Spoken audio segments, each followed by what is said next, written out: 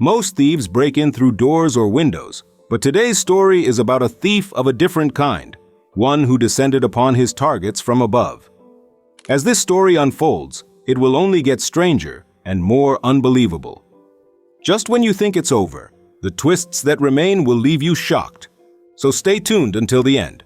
On May 20th, 2000 at around 5:30 a.m., employees at a McDonald's branch in Belmont, North Carolina, were preparing for a new day. They were arranging the restaurant and setting up for business when suddenly, a masked man armed with a rifle appeared and calmly ordered them to stay in place. Panic filled the air as the employees froze, their minds racing with fear. The intruder's voice was eerily composed, his actions calculated. He made no sudden movements, but his presence alone was enough to command obedience.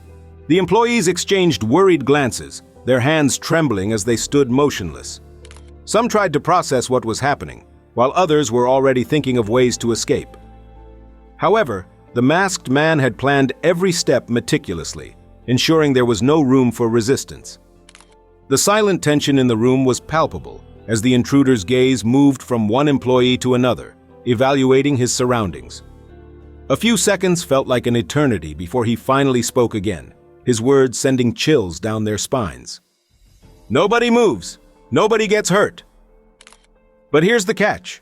The restaurant's doors were still locked. This intruder had not entered through conventional means. Instead, he had come from above, earning him the nickname Roofman. Hours before the employees arrived, Roofman had been working diligently, using his tools to carve a hole in the roof and slip inside. He then hid silently in the restaurant, waiting for the perfect moment to strike. When the employees arrived, he emerged from his hiding spot and took control of the situation. He directed the manager to open the safe and took all the money inside. Before leaving, he asked the employees to step into the cooling room. In a bizarre act of kindness, he even inquired if they wanted to take their coats to keep warm. After locking them inside, he disappeared into the night with the stolen cash. Roofman became one of the most notorious thieves in America at the time. Despite his growing infamy, the police had no idea who he was. However, one thing was clear: his methods were consistent. He always entered through the roof, targeting McDonald's locations because of their similar architectural layouts, making it easier for him to execute his well-planned heists. Investigators were perplexed by his audacity and meticulous planning.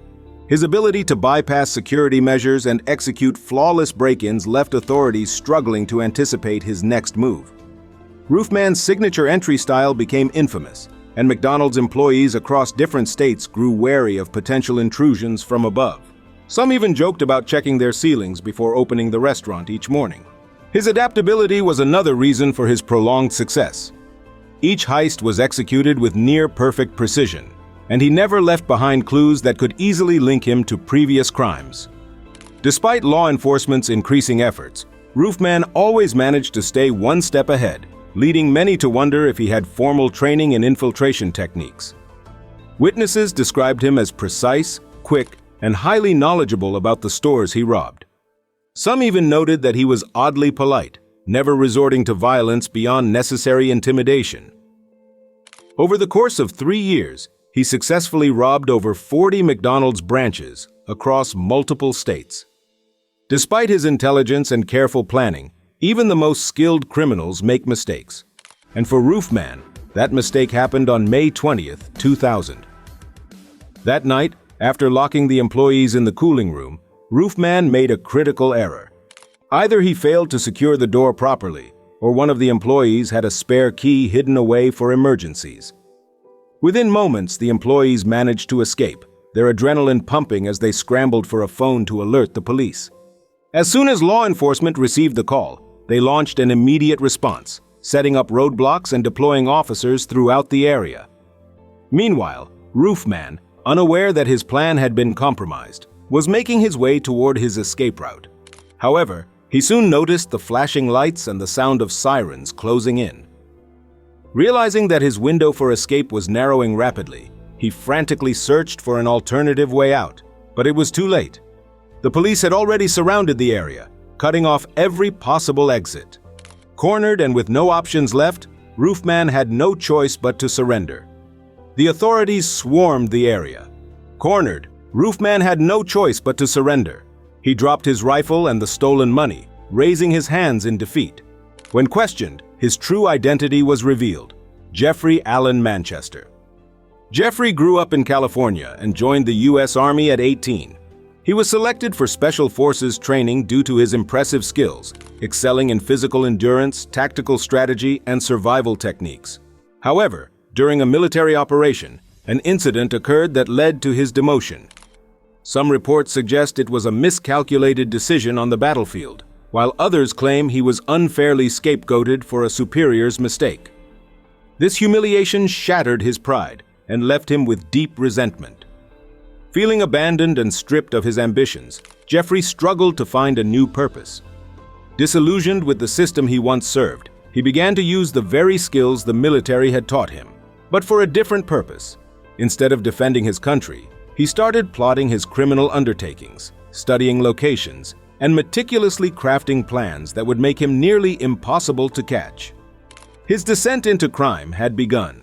From 1997 to 2000, Jeffrey meticulously planned and executed his robberies. His military background helped him stay one step ahead of the police for years. However, his capture in 2000 brought an abrupt end to his criminal spree.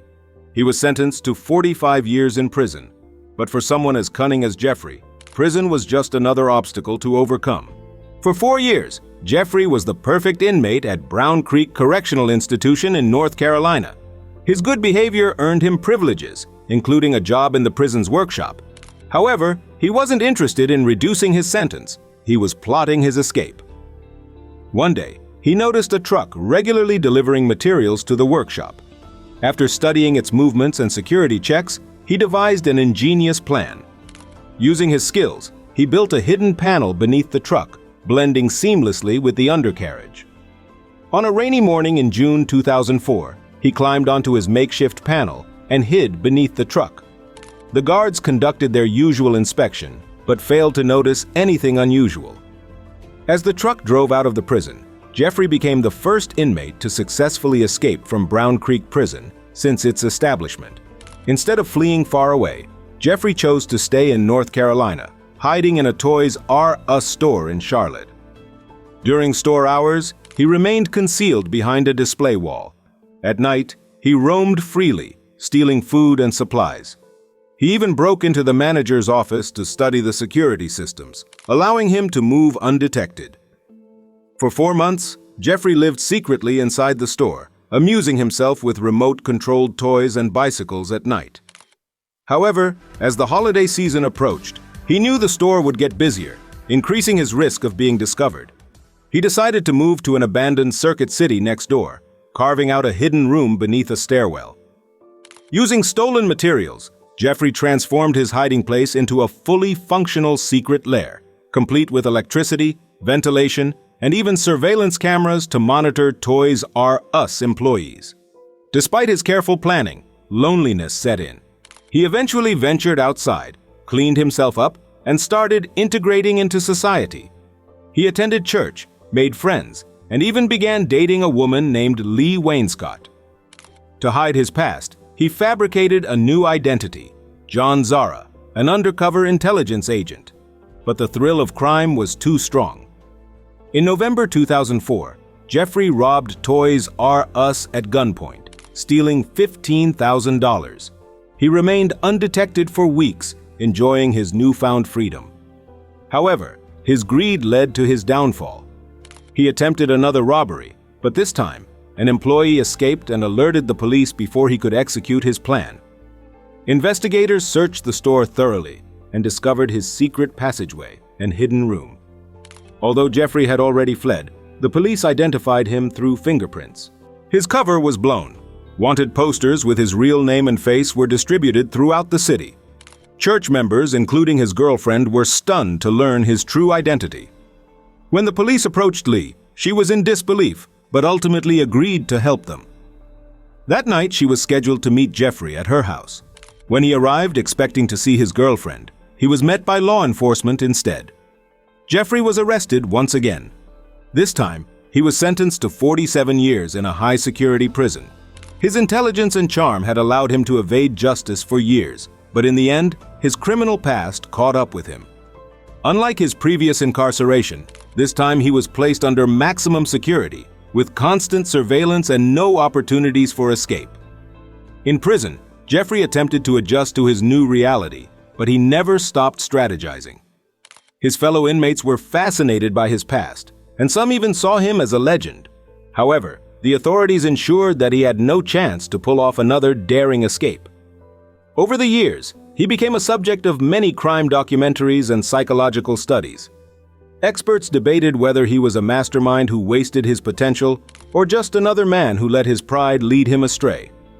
Regardless, the world would always remember the legend of the Roofman.